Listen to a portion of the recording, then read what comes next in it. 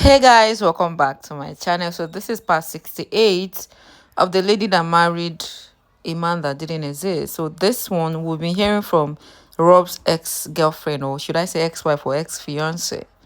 I don't know if they eventually got married. I won't be surprised if the Britney woman agreed to marry him. At this rate, Rob is choosing the same women that think the same way, they think alike and behave alike.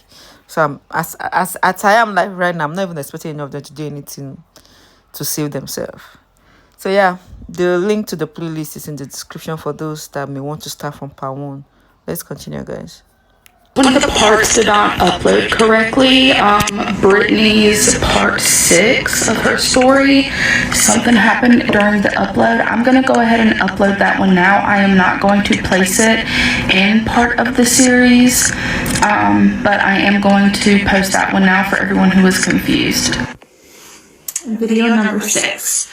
So, again, at this point, Rob's dad let him out on bond.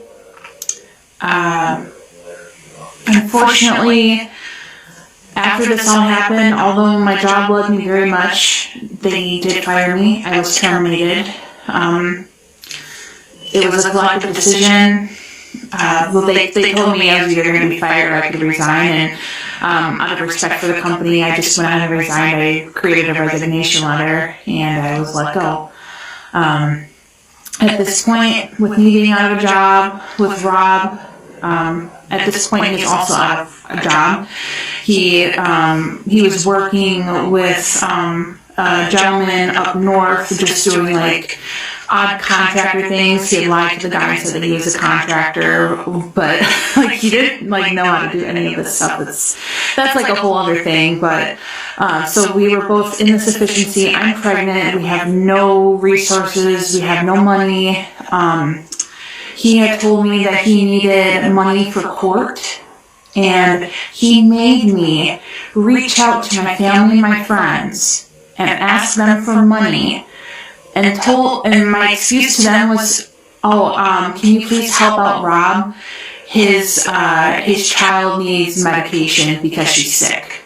He made this big sob story that his daughter had cancer and that he needed money to pay for her medication. I hate that I was even a part of that. There are certain people whom I refuse to even contact. It's extremely embarrassing.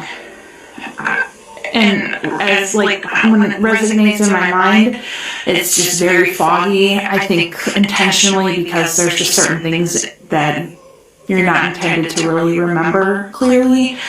I just remember at this point, like, I was very lost. And I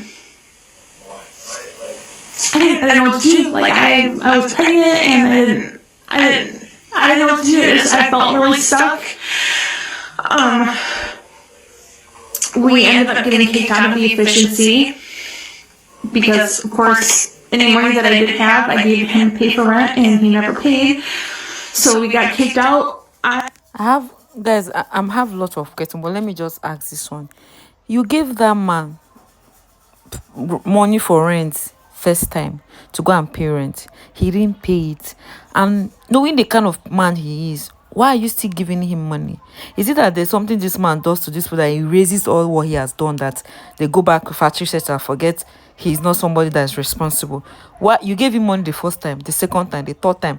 At what stage will you now, will you give yourself some sense that, okay, this man is not cut out to handle any form of responsibility, he can't even help himself?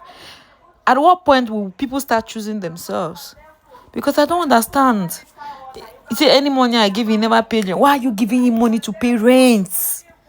Ha! I went back to live with my parents, and he had nowhere to go because my parents refused to let him move back in. And at this point, he just lived in my car. So he had my car, he was living in my car. I stayed with my parents, and there were weeks at a time where I wouldn't see him. He just looked really run to the ground anytime I did see him. He didn't have any phone service, so half the time I had absolutely no contact with him. I didn't know where he was, where my car was, if he was okay. I was left in the dark a lot. Hold on, sorry. I'm sorry. I don't like getting upset in front of the camera, so we're gonna leave the off. So yeah, I didn't hear from him. At this point, I felt like I needed a vacation, so I went up to Wisconsin again. And It's not vacation you need, sister. It's not vacation. You need people that will talk sense into you. Guys, forgive me for saying, but that's the thing. Vacation will not fix this mess. You will still go and come back into the mess and continue where you stopped. It's not vacation. Hey. And I'm back with my ex's mom. Hung out with her around her birthday. And during this time, he was supposed to go to court. And I had gotten a message from an ex-girlfriend of his, who he was friends with on Facebook, that said, hey, just so you know, Rob is wanted. And I'm like, Rob is wanted? What are you talking about? She sent me this video. The local news station shared his mugshot from when he got arrested and said, you know, Rob blank is wanted. He stole from an RV resort.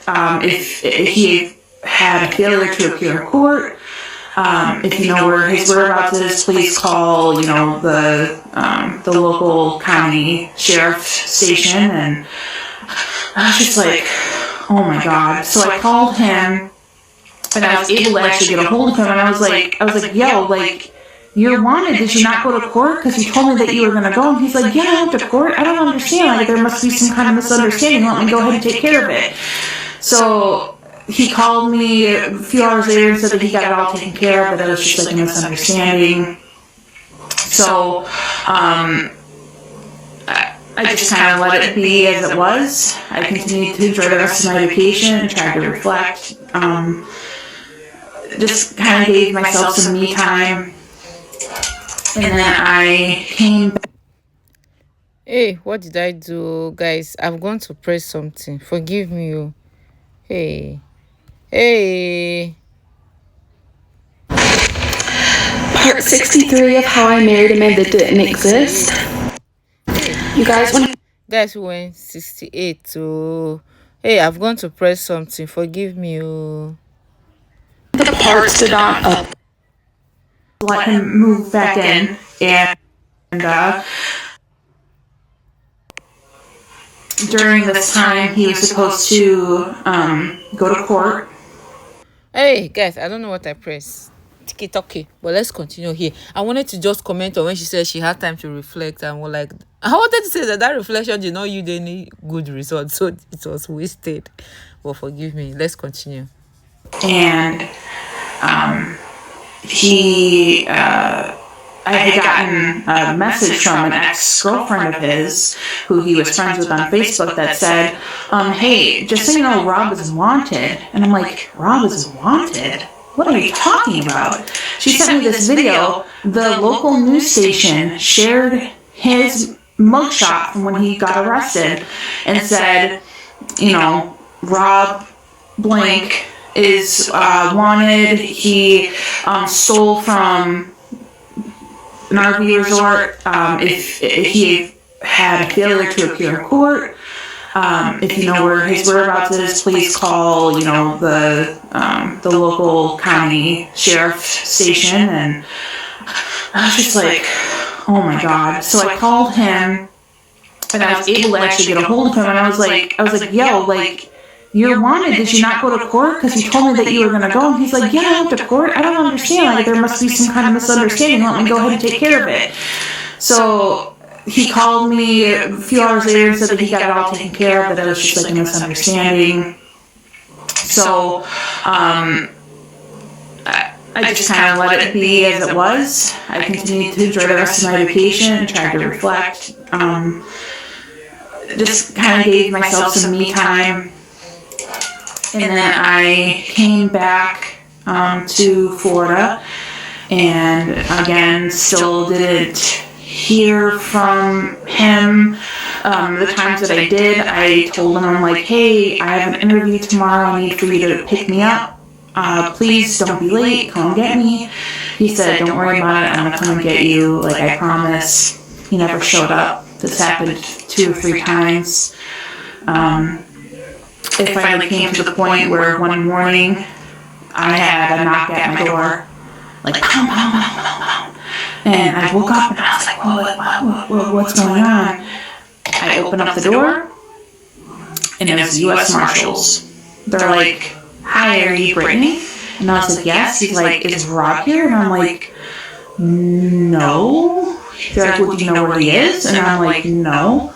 They're like, well, he has a warrant out for his arrest. Again, he never appeared in court, so he lied to me. He told me that he went when he never really did. And at this point, I was absolutely furious because, again, it was just like another lie, another thing that I had to go through. They had asked me if I knew where he was, and I said no. I did tell them that he had my car, and like I was straight up. I was like, "Am I going to get in trouble because I'm like harboring a fugitive because it's my car?" And they're like, "No, like you're not in trouble at all. But we do need for him to talk to us and get it figured out." So at this point, I didn't really know what to do because, again, I didn't have any contact with him. Was still going, obviously going through my pregnancy. Very stressed out, very, very stressed out. I was finally able to get in contact with him, and I'll let you know what happens in the next video.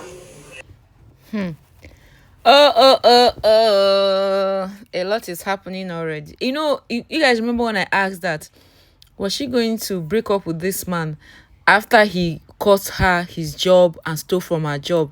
Apparently, no. So the story continues. Guys, she's still going to tell more of her own.